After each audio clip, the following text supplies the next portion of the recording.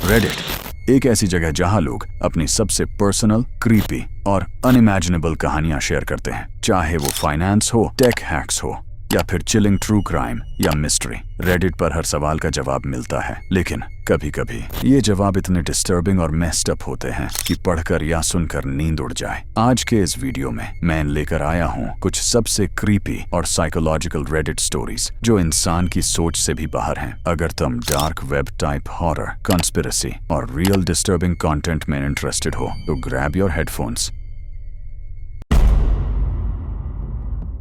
नाम सुनकर ही तुम्हें पता चल गया होगा कि ये एंट्री काफी ज्यादा डिस्गस्टिंग और ग्रोस होने वाली है। So content warning is advice. So naval stone Reddit पर काफी डिस्गस्टिंग स्टोरी है। ये स्टोरी आर पॉपिंग सब रेडिट पर पोस्ट किया था। सो स्टोरी ये है कि एक फिट लड़का जिसका नेवल होल काफी डीप था, उसके पेट में उसको एक लंप फील हुआ। वो डॉक्टर के पास गया और डॉक्टर ने बोला सब ठीक है, तो वो मैटर वहीं भूल गया। लेकिन 3 साल बाद उसे उसके बेली बटन में इचिंग हुई और जैसे ही उसने अपने बेली बटन को इच किया, उसे इतनी डिस्गस्टिंग स्मेल आई जैसे किसी डेड एनिमल की डिकम्पोजिशन की स्मेल हो। उसने तुरंत ईयरबड से साफ करने की कोशिश की और उसके अंदर से निकला एक येलो गूई टाइप सब्सटेंस। जब उसने टॉर्च से देखा तो अंदर वही येलो सब्सटेंस चिपका हुआ था। वो टेंशन में आ गया। फिर भी वो मूवी देखने चला गया। मूवी शुरू होने से पहले एड्स के टाइम उसने फोन पर सर्च किया, can stomach cancer grow out of belly button. कुछ सेटिस्फाइंग आंसर न मिलने पर उसने सोचा अगर ज्यादा टाइम होता तो मैं और ट्रैवल करता। मूवी के बाद वो जिम गया, थोड़े अब्डोमिनल एक्सरसाइजेस किए, ये सोचकर कि शायद कुछ लूज हो जाए। फिर घर आके उसने डिसाइड किया कि इस बार वो प्रॉपरली चेक करेगा। उसने बेली बटन को ईयरबड से अच्छे से साफ किया और येलो सब्सटेंस निकल गया। लेकिन अब शुरू हुआ ब्राउन पैचेस का निकलना। ध्यान से देखने पर उसे एक बाल नजर आया। उसने जोर से खींचा और उसके बेली बटन से निकला। One of the most disgusting things I've ever seen in my life.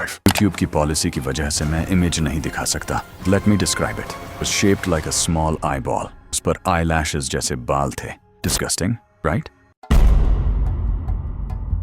एक रेडिट यूजर ने बताया जब वो सिर्फ 8 साल का था, उसको डेंटिस्ट के पास जाना बिल्कुल पसंद नहीं था। न इसलिए कि उसको इंजेक्शन या ड्रिल से डर लगता था, बल्कि इसलिए कि उसका डेंटिस्ट उसको बहुत अनकंफर्टेबल फील करवाता था। उसकी स्माइल थोड़ी ज्यादा ही फेक लगती थी, जैसे क्लाउन्स। उसकी स्टेयर बहुत क्रीपी थी। यूजुअली उसके साथ उसकी मॉम जाती थी ताकि वो डरे ना। लेकिन एक दिन कस्टडी उसके डैड के पास थी और उन्होंने डिसाइड किया कि डेंटिस्ट अपॉइंटमेंट कंप्लीट करते हैं। प्रॉब्लम तब शुरू हुई जब उन्होंने इंसिस्ट किया कि बच्चा अकेला अंदर जाए, जबकि वो लॉबी में बैठकर अपना काम करेंगे। बच्चा रेजिस्ट कर रहा था, इतना कि डेंटल असिस्टेंट्स को लिटरली उसको खींचकर अंदर ले जाना पड़ा। आप सोचो, पूरा हॉल उसके रोने की आवाज से भर गया था। वो चेयर पर बैठना ही नहीं चाहता था। फाइनली उसके डैड गुस्से में आए, अपॉइंटमेंट रिस्केड्यूल किया जब उसकी मॉम के पास उसकी कस्टडी होगी, और वहां से निकल गए। डैड ने उस दिन उसको बहुत सुनाया, बोला कि वो ओवर रिएक्ट कर रहा है, मॉम ने उसको स्पॉइल कर दिया है और कुछ भी रीजन बनाता है। और फिर 2 हफ्ते बाद न्यूज में आया कि वही डेंटिस्ट अरेस्ट हो गया। चार्जेस चाइल्ड और इन्वेस्टिगेशन में पता चला कि वो बच्चों को एनेस्थीसिया देकर उनका अब्यूज करता था और फोटोज खींचता था। ये स्टोरी एक फैमिली पिकनिक से शुरू होती है। एक आदमी अपनी वाइफ और छोटी बेटी के साथ एक शांत सा लेक पर गए थे। फैमिली ने वहां खाना खाया।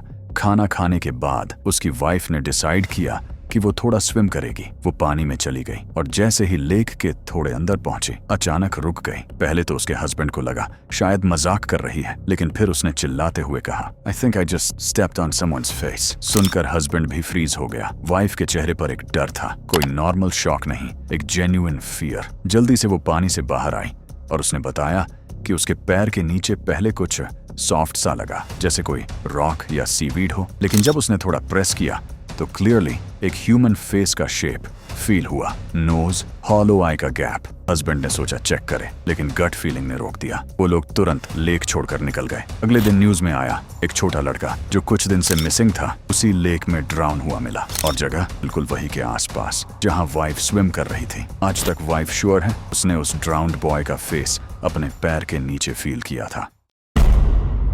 इमेजिन दिस, एक डिलीवरी बैग बिल्कुल वैसे ही जैसा आपके घर पर फूड आता है, और उसके अंदर पुलिस को मिला एक 600-800 साल पुराना मम्मी, फीटल पोजीशन में फोल्डेड, एकदम परफेक्टली प्रिजर्व्ड, जैसे किसी हॉरर मूवी का प्रॉप हो। पर ये रियल है। और सबसे डिस्टर्बिंग ट्विस्ट, ये मम्मी एक आदमी के बेडरूम में रह रही थी। हाँ, हुलियो सेजर नाम के एक आदमी ने कन्फेस किया कि वो मम्मी को जुआनिटा बुलाता था और उसे अपनी स्पिरिचुअल गर्लफ्रेंड मानता था। पिक्चर दिस, उसके बेड के पास टीवी चल रहा है और मम्मी बस वहीं बैठी है उसके साथ। लेकिन जब स्कैन्स किए गए तो पता चला कि मम्मी एक्चुअली एक मेल बॉडी है, मतलब जुआनिटा नहीं, जुआन। पुलिस ने हुलियो को अरेस्ट किया और मम्मी अब पेरू का नेशनल हेरिटेज बन गई है। लेकिन सोचो जरा, एक पुरानी मम्मी को अपने बेडरूम में रखे उसे गर्लफ्रेंड समझे। इमॉर्टैलिटी। सोचो अगर तुम हमेशा के लिए जिंदा रह सकते हो पर तुम्हारी बॉडी नहीं।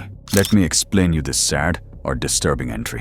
ये कहानी है एक ऐसी औरत की, उसका बेटा बुखार से मर गया, लेकिन उसने कसम खाई कि वो उसे कभी जाने नहीं देगी। उसने पुराने रिचुअल्स और लेजेंड्स फॉलो किए और सच में अंडरवर्ल्ड से बेटे की सोल वापस ले आई। शुरुआत में सब नॉर्मल लगा, जैसे कभी मरा ही ना हो। लेकिन कुछ दिनों में रियलिटी सामने आई। उसकी स्किन सड़ने लगी, फ्लैश गिरने लगी और वो दिन रात चिल्लाता रहा। स्लोली माँ को समझ आया उसने बेटे को जिंदा नहीं किया था, उसने उसकी सोल को एक लाश में कैद कर दिया था। उसने कोशिश की वापस अंडरवर्ल्ड जाने की, बेटे की सोल को छोड़ने की, लेकिन दरवाजा अब कभी नहीं खुला। वो डेथ को चीट कर चुकी थी और उसकी पनिशमेंट थी जो उसने चुराया है उसे हमेशा अपने पास रखना। आखिरकार जब शरीर पूरी तरह सड़ गया, माँ ने उसकी हड्डियां उठाई और एक पुरानी एंटीक चेस्ट में केयरफुली रख दी। और अब वही चेस्ट उसका बेटा है। कभी कभी हड्डियां चुपचाप पड़ी रहती हैं और माँ सोचती है शायद सोल वापस चली गई। लेकिन सूनर और लेटर बोन्स फिर से हिलने लगती हैं, रैटलिंग साउंड्स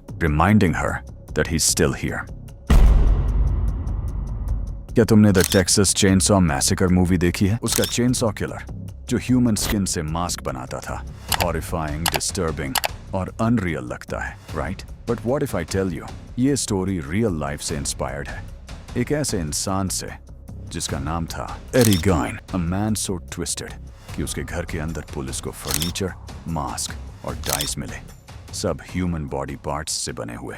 1957, प्लेनफील्ड, विस्कॉन्सिन। एक छोटा सा टाउन जिसकी जनसंख्या 1000 से भी कम थी। एक दिन एक हार्डवेयर स्टोर ऑनर बर्नीस वर्डन अचानक लापता हो गई।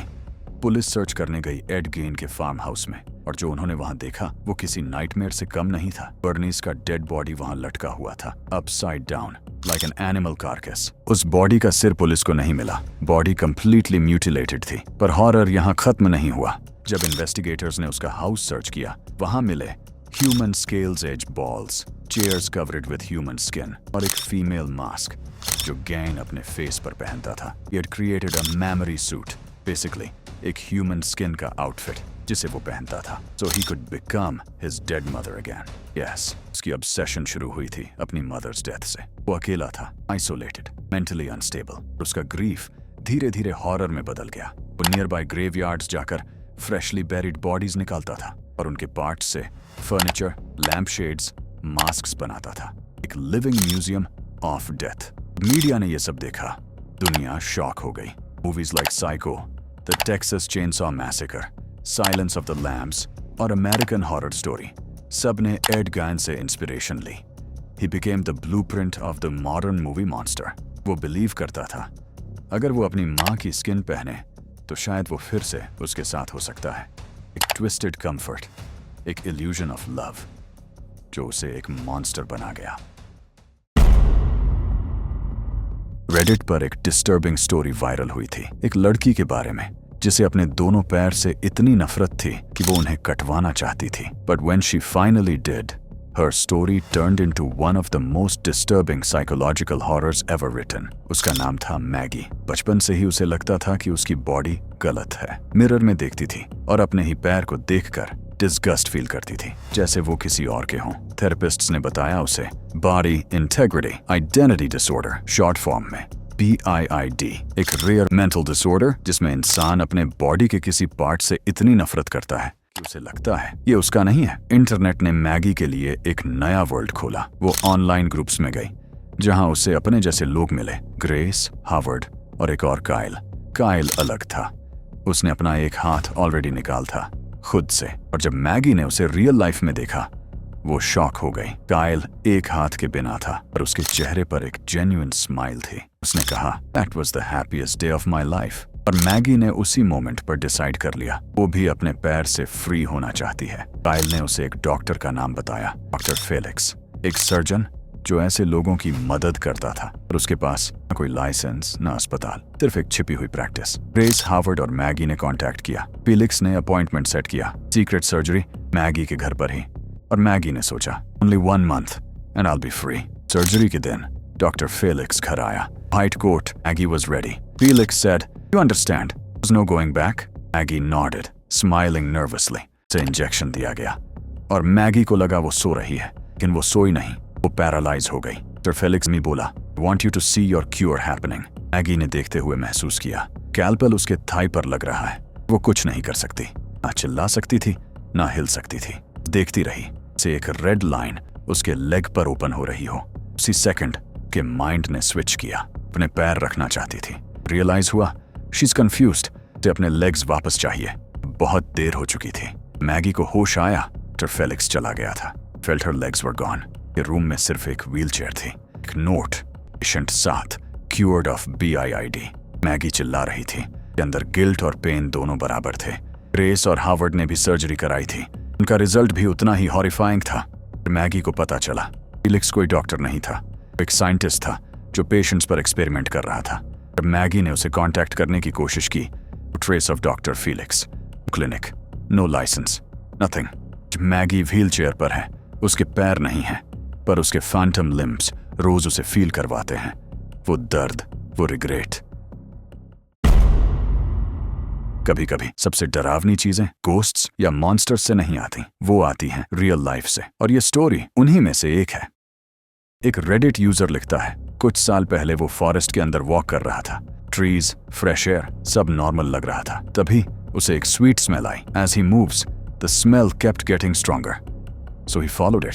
जैसे ही उसने बुशेस हटाई, वहां उसे मिली एक डेड बॉडी। वो बॉडी काफी पुरानी थी, ग्रीन और ब्लैक हो चुकी थी। वाइल्ड लाइफ ने अपना काम कर दिया था। उसने पुलिस को कॉल किया और वो इंसान वही पुलिस का वेट कर रहा था। अब सोचो, जंगल के बीच और तुम्हें एक डेड बॉडी के पास अकेले बैठना पड़े। वो लिखता है I sat there for hours in the dark. Investigation के बाद पता चला उस आदमी ने सुसाइड किया था, बट उसके बाद कुछ ऐसा हुआ। वो रेडिटर लिखता है I started seeing him in my dreams. He told me I disturbed his peace and he wanted me to join him. शायद ये गिल्ट था या ट्रॉमा, बट जो चीज डिस्टर्ब करती है वो ये कि सालों बाद भी वो आदमी अभी भी उसके सपनों में आता है।